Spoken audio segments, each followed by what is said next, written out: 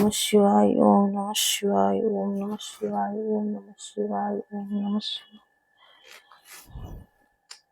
ओम नमः शिवाय। अध्याय 2। साध्य साधन आदि का विचार तथा श्रवण कीर्तन और मनन, इन 3 साधनों की श्रेष्ठता का प्रतिपादन। इस पूरे अध्याय में इस सब की बातों में चर्चा करी है।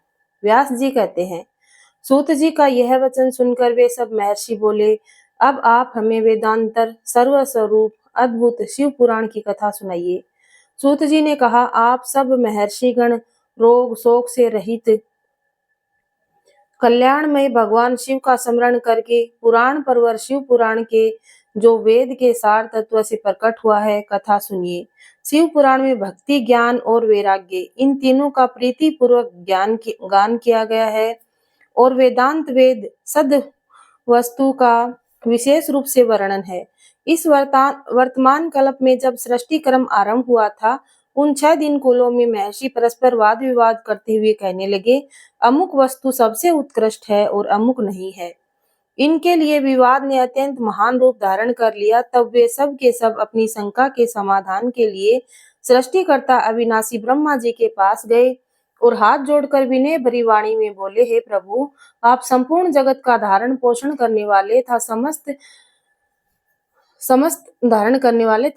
कारणों के भी कारण हैं। हम यह जानना चाहते हैं कि संपूर्ण तत्वों से परे परस्पर पुराण पुरुष कौन है। ब्रह्मा जी ने कहा, जहाँ से मन सहित वाणी उन्हें न पाकर लौट जाती है तथा जिससे ब्रह्मा विष्णु रुद्र और इंद्र आदि से युक्त यह संपूर्ण जगत समस्त भूतों एवं इंद्रियों के साथ पहले से प्रकट हुआ है, वे ही देव महादेव सर्वज्ञ एवं संपूर्ण जगत के स्वामी हैं। ये ही सबसे उत्कृष्ट हैं। भक्ति से ही इनका साक्षात्कार होता है, दूसरे किसी उपाय से कहीं इनका दर्शन नहीं होता। रुद्र, हरि, हर और अन्य देवेश्वर सदा उत्तम भक्ति भाव से उनका दर्शन करना चाहते हैं। भगवान शिव में भक्ति होने से मनुष्य संसार बंधन से मुक्त हो जाता है। देवताओं के कृपा प्रसाद से उनमें भक्ति होती है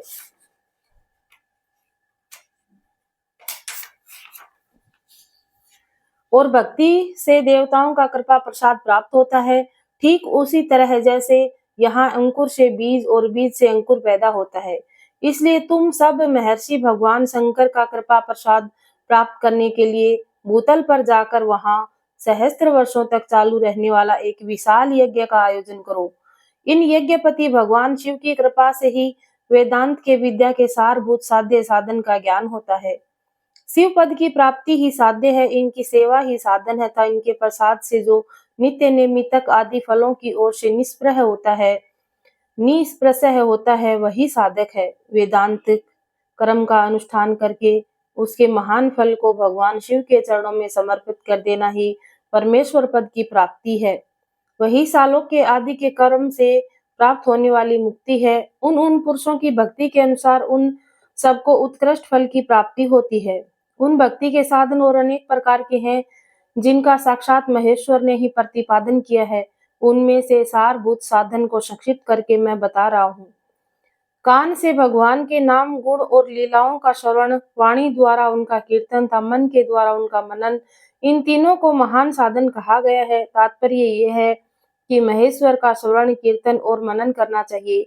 यह श्रुति का वाक्य हम सब के लिए प्रमाणभूत है। इसी साधन से संपूर्ण मनोरथों की सिद्धि में लगे हुए आप लोग परम साध्य को प्राप्त हो जाते हैं। लोग प्रत्यक्ष वस्तु को आंख से देखकर उसमें प्रवृत्त होते हैं, परंतु जिस वस्तु को कहीं भी प्रत्यक्ष दर्शन नहीं होता, उसे श्रवणेन्द्रियों द्वारा जान सुनकर मनुष्य उसकी प्राप्ति के लिए चेष्टा करता है। अतः पहला साधन श्रवण ही है।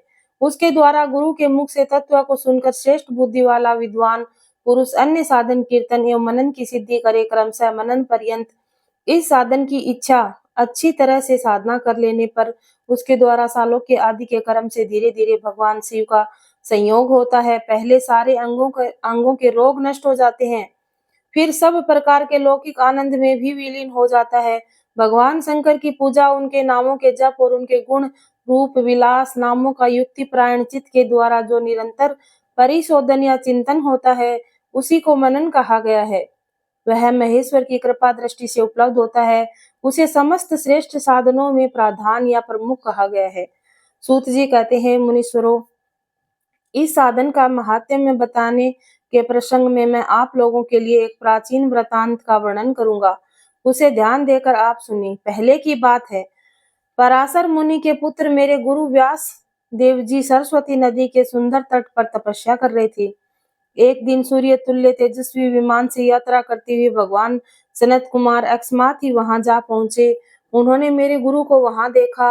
वे ध्यान में मगन थे। उनमें से जगने पर उन्होंने ब्रह्मपुत्र सनत कुमार को अपने सामने उपस्थित देखा। देखकर वे बड़े वेग से उठे और उनके चरणों में प्रणाम करके मुनि उन्हें अर्घ्य दिया। देवताओं के बैठने के लिए योग्य आसन भी अर्पित किया। तब प्रसन्न होकर भगवान सनत कुमार विनीत भाव से खड़े हुए व्यास जी से गंभीर वाणी में बोले, मुनि, तुम सत्य वस्तु का चिंतन करो। वह सत्य पदार्थ भगवान शिव ही है जो तुम्हारे साक्षात्कार के विषय होंगे। भगवान शंकर का श्रवण, कीर्तन, मनन ये तीनों महत्तर साधन कहे गए हैं। ये तीनों का ही वेद सम्मत है। पूर्व काल में एक दूसरे के साधनों के संभ्रम में पड़कर घामता मंदराचल पर जा पहुंचा और वहां तपस्या करने लगा। तदनंतर महेश्वर शिव की आज्ञा से भगवान नंदीश्वर वहां आ गए। उनकी मुझ पर बड़ी दया थी। वे सबके साक्षी और शिव गणों के स्वामी भगवान साक्षी शिव गणों के स्वामी भगवान नंदीश्वर मुझे स्नेह पूर्वक मुक्ति का उत्तम साधन बताते हुए बोले, भगवान शंकर का श्रवण, कीर्तन और मनन ये तीनों साधन वेद सम्मत हैं और मुनि के साक्षात कारण है। यह बात स्वयं भगवान शिव ने मुझे कही। अतः हे ब्राह्मण, तुम शरणादि तीनों साधनों का ही अनुष्ठान करो। व्यास जी बारंबार ऐसा कहकर अनुगामियों सहित ब्रह्मपुत्र सनत कुमार परम सुंदर ब्रह्म धाम को चले गए। इस प्रकार पूर्व काल में इस उत्तम वृतांत को मैंने संक्षेप में किया है। ऋषि बोले, सूत जी, श्रवणादि तीनों साधनों को आपने मुक्ति का उपाय बताया है, किंतु जो श्रवण आदि तीनों साधनों में असमर्थ हो वह मनुष्य किस उपाय का अवलंबन करके मुक्त हो सकता है? किस साधन भूत के कर्म द्वारा यत्न से ही मोक्ष मिल सकता है? अध्याय 2 समाप्त हुआ। अध्याय 2 के अंदर व्यास जी भगवान सनत कुमार से पूछते हैं कि मुक्ति का साधन कौन सा है, सबसे बड़ी मुक्ति का साधन कौन सा है। तो यहाँ पे सनत कुमार बता रहे हैं कि सबसे बड़ा मुक्ति का साधन श्रवण है। श्रवण यानी कि सुनना, भगवान की कथा को सुनना और गुरु द्वारा उनके वचनों को सुनना ही सबसे बड़ा मुक्ति का साधन है। अब ऋषि बोले कि हे सूत जी, श्रवण का साधन तो सबसे बड़ा है, लेकिन जो लोग सुन भी नहीं पाते हैं वह मुक्त कैसे होंगे? तो अध्याय 3 और 4 में यहाँ पे एक साथ ही दिए हैं और उनमें भगवान शिव के लिंग आकार विग्रह की पूजा के रहस्य और महत्व का यहाँ पे इसमें वर्णन है। अब पढ़ते हैं शिव महापुराण का अध्याय 3 और 4। सूत जी कहते हैं, सोनक, जो श्रवण, शंकर के लिंग मूर्ति की स्थापना करके कीर्तन और मनन इन तीनों साधनों की नित्य उसकी पूजा करे तो संसार सागर से अनुष्ठान में समर्थ न हो तो वह भगवान पार हो सकता है। वंजना अथवा छल न करे, छल न करते हुए अपनी शक्ति के अनुसार धन राशि ले जाए और उसे शिवलिंग अथवा शिव मूर्ति को सेवा के लिए समर्पित कर दे। साथ ही निरंतर उस लिंग एवं मूर्ति की पूजा भी करे। उसके लिए भक्ति भाव से मंडप, गोपुर, तीर्थ, मठ और क्षेत्र की स्थापना करे तथा उत्सव रचाए। वस्त्र, गंध, पुष्प, धूप तथा उत्सव रचाए। वस्त्र, गंध, पुष्प, धूप, दीप और पुआ का और शाक आदि व्यंजनों से युक्त भांति भांति के भक्ष्य भोजन अन्न नैवेद्य के रूप में समर्पित करे। छत्र, ध्वजा, व्यंजन, चामर तथा अन्य अंगों सहित राजोपचार की भांति सब सामान भगवान शिव के लिंग एवं मूर्ति को चढ़ाए। प्रदक्षिणा करे, नमस्कार करे, यथाशक्ति जप करे। आह्वान से लेकर विसर्जन तक सारा कार्य प्रतिदिन भक्ति भाव से संपन्न करे। इस प्रकार शिवलिंग अथवा शिव मूर्ति से भगवान शंकर की पूजा करने वाला पुरुष श्रवणादि साधनों से अनुष्ठान न करे तो भी वह भगवान शिव की प्रसन्नता की सिद्धि प्राप्त कर सकता है। पहले के बहुत से महात्मा पुरुष लिंग एवं शिव मूर्ति की पूजा करने मात्र से भव बंधन से मुक्त हो चुके हैं। ऋषियों ने पूछा, मूर्ति में ही सर्वत्र देवताओं की पूजा होती है, लिंग में नहीं, परंतु भगवान शिव की पूजा सब जगह मूर्ति में और लिंग में भी क्यों की जाती है? सूत जी बोले, हे मुनीश्वरों, तुम्हारा यह प्रश्न बहुत ही बड़ा, पवित्र और अत्यंत अद्भुत है। इस विषय में महादेव जी ही वक्ता हो सकते हैं, दूसरा कोई पुरुष कभी कहीं भी इसका प्रतिपादन नहीं कर सकता। इस प्रश्न के समाधान के लिए भगवान शिव ने जो कुछ कहा है वह मैंने अपने गुरुजी के मुख से जिस प्रकार सुना है उसी तरह मैं आपको वर्णन करूंगा। एकमात्र शिव जी भगवान ही ब्रह्म रूप होने के कारण निष्कलंक हैं, यानी कि निराकार हैं। रूपवान होने के कारण उन्हें सकल भी कहा गया है, इसलिए वे सकल और निष्कल दोनों ही हैं। शिव जी के निष्कल निराकार होने के कारण ही उनकी पूजा का आधारभूत लिंग भी निराकार ही प्राप्त हुआ है, अर्थात शिवलिंग शिव के निराकार रूप का प्रतीक है। यानी कि शिवलिंग है वो शिव जी को साकार और निराकार दोनों ही लोग पूजते हैं। जो मूर्ति पूजा में विश्वास करते हैं, जो मूर्ति पूजा में विश्वास नहीं करते, उनके लिए ये लिंग की पूजा शुरू हुई है। अर्थात शिवलिंग शिव के निराकार रूप का प्रतीक है। इसी तरह शिव के सकल और साकार होने के कारण उनकी पूजा पाठ आधारभूत विग्रह है साकार रूप प्राप्त होता है, अर्थात शिव का साकार विग्रह है उनके साकार स्वरूप का प्रतीक होता है। सकल और अकल समस्त अंग आकार सहित साकार और अंग आकार सर्वथा रहित निराकार रूप होने से वे ही ब्रह्म शब्द से कहे जाने वाले परमात्मा हैं। यही कारण है कि सब लोग लिंग यानी निराकार को मूर्ति और साकार यानी दोनों में ही भगवान शिव की पूजा करते हैं। शिव से भिन्न जो दूसरे देवता हैं वे साक्षात ब्रह्म नहीं है, इसलिए कहीं भी उनके लिए निराकार लिंग नहीं उपलब्ध होता। पूर्व काल में बुद्धिमान ब्रह्मपुत्र सनत कुमार मुनि ने मंदराचल पर नंदीकेश्वर से इसी प्रकार का प्रश्न किया था। सनत कुमार बोले, भगवान शिव से भिन्न जो देवता है उन सब की पूजा के लिए सर्वत्र पराय मूर्ति मात्र ही अधिक संख्या में देखा और सुना जाता है।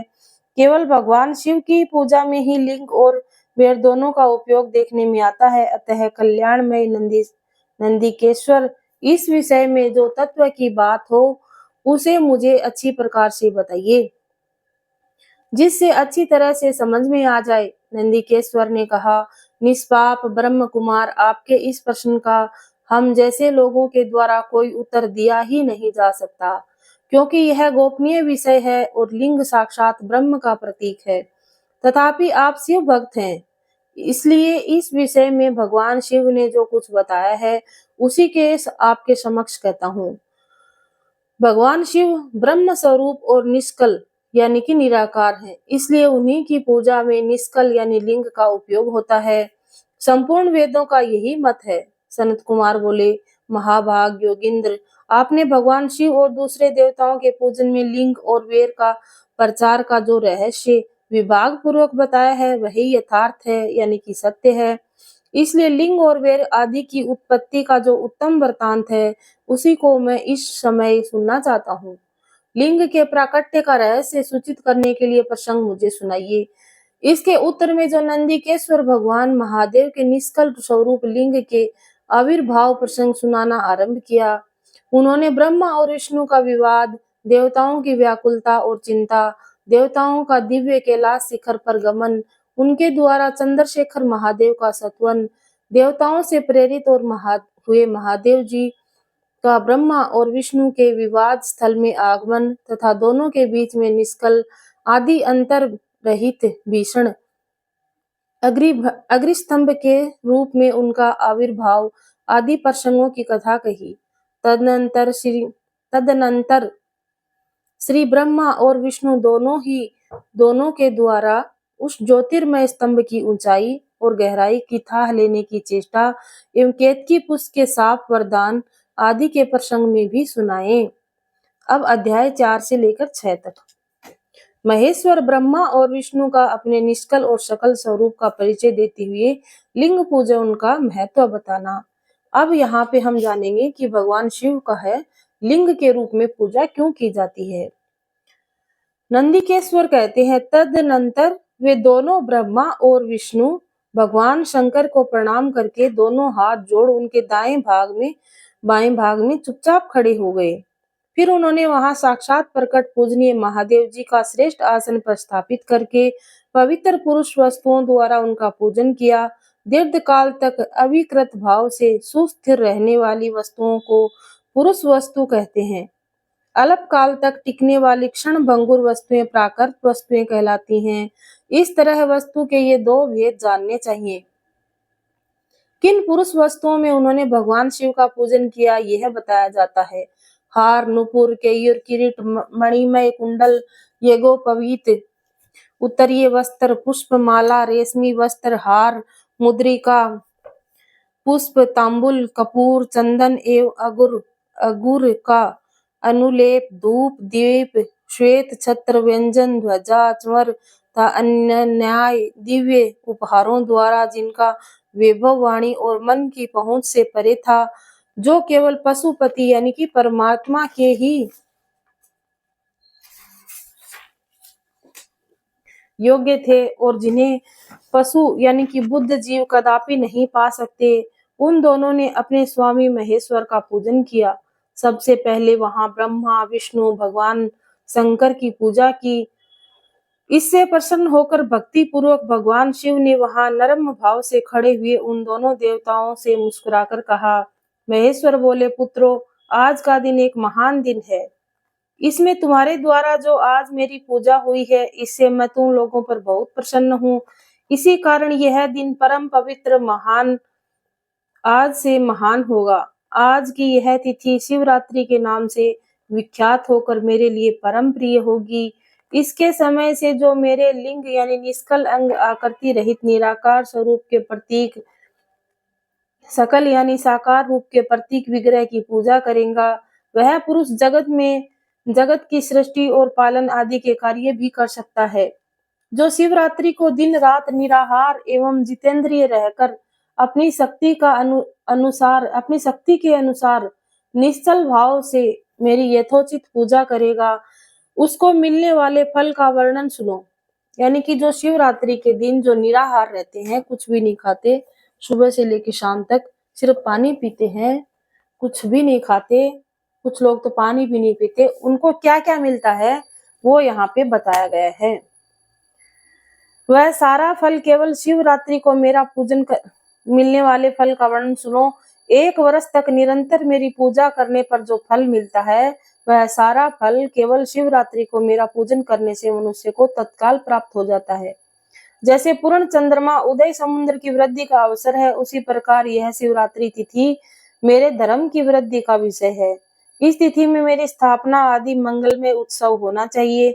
पहले मैं जब ज्योतिर्मय स्तंभ रूप से प्रकट हुआ था, वह समय मार्गशीर्ष मास आद्रा नक्षत्र युक्त पूर्णमासी या प्रतिपदा है। जो पुरुष मार्गशीर्ष मास में आद्रा नक्षत्र होने पर पार्वती सहित मेरा दर्शन करता है अथवा मेरी मूर्ति या लिंग की झांकी देखता है, वह मेरे लिए कार्तिकेय से भी अधिक प्रिय है। उस शुभ दिन से मेरे दर्शन मात्र से पूरा फल प्राप्त हो जाता है। यदि दर्शन के साथ साथ वह मेरा पूजन भी कर दे तो इतना अधिक फल प्राप्त हो जाता है कि उसका वाणी से वर्णन नहीं हो सकता। वहां पर मैं लिंग के रूप में प्रकट होकर बहुत बड़ा हो गया था, अतः उस लिंग का कारण यह भूतल लिंग स्थान के नाम से प्रसिद्ध हुआ। जगत के लोग इसका दर्शन और पूजन कर सके, इसके लिए अनादि और अनंत ज्योतिर्मय स्तंभ अथवा ज्योतिर्मय लिंग अत्यंत छोटा हो जाएगा। यह लिंग सब प्रकार के भोग सुलभ कराने वाला का भोग और मोक्ष का एकमात्र साधन है। इसका दर्शन स्पर्श ध्यान किया जाए तो यह प्राणियों को जन्म और मृत्यु के कष्ट से छुड़ाने वाला है। अग्नि के पहाड़ जैसा शिवलिंग यहाँ प्रकट हुआ था, इसके कारण यह स्थान अरुणाचल नाम से प्रसिद्ध हुआ। यहाँ पर अनेक प्रकार के बड़े बड़े तीर्थ प्रकट होंगे और इस स्थान पर निवास करने या मरने से जीवों को मोक्ष प्राप्त हो जाएगा। मेरे 2 रूप हैं, सकल और निष्कल। दूसरे किसी के ऐसे रूप नहीं है। पहले मैं स्तंभ रूप से प्रकट हुआ था, फिर अपने साक्षात रूप से ब्रह्म भाव से मेरा निष्कल रूप, महेश्वर भाव से सकल रूप, ये दोनों ही मेरे सिद्ध रूप हैं। मैं ही परब्रह्म परमात्मा हूँ। कला युक्त और अकल मेरे ही स्वरूप हैं। ब्रह्म रूप होने के कारण मैं ईश्वर भी हूँ। जीवों पर अनुग्रह आदि करना मेरा कार्य है। ब्रह्मा और केश्वर में मैं सबसे बृहत और जगत की वृद्धि करने वाला होने के कारण ब्रह्म कहलाता हूँ। सर्वत्र स्मेरु रूप से स्थित व्यापक होने के कारण सबकी आत्मा हूँ। स्वर्ग से लेकर अनुग्रह तक जो जगत संबंधी 5 कृत्य हैं, वे सदा मेरे ही हैं, मेरे अतिरिक्त दूसरे किसी के नहीं हैं, क्योंकि मैं ही सबका ईश्वर हूँ। पहले मेरी ब्रह्म पताका बोध कराने के लिए निष्कल लिंग प्रकट हुआ था, फिर अज्ञात ईश्वर का साक्षात्कार कराने के निमित्त से साक्षात्कार जगदीश्वर ही सकल रूप में तत्काल प्रकट हो गया। अतः मुझ में जो ईश्वरत्व है वह मेरा ही सकल रूप जानना चाहिए, तथा जो मेरा यह निष्कल स्तंभ है वह मेरे ब्रह्म स्वरूप का बोध कराने वाला है। यह मेरा लिंग यानी कि चिन्ह है। तुम दोनों प्रतिदिन यहाँ रहकर इसका पूजन करो। यह मेरा ही स्वरूप है और मेरे सामीप्य की प्राप्ति कराने वाला है।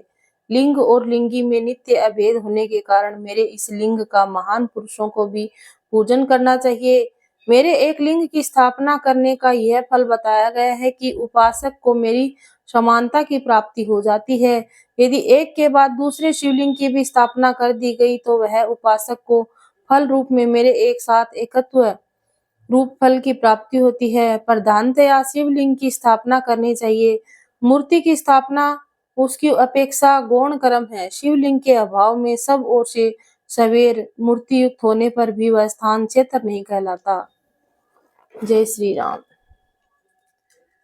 सिया राम जय राम जय जय राम, सिया राम जय जय सिया राम, सिया राम जय जय राम, सिया राम जय जय सिया राम।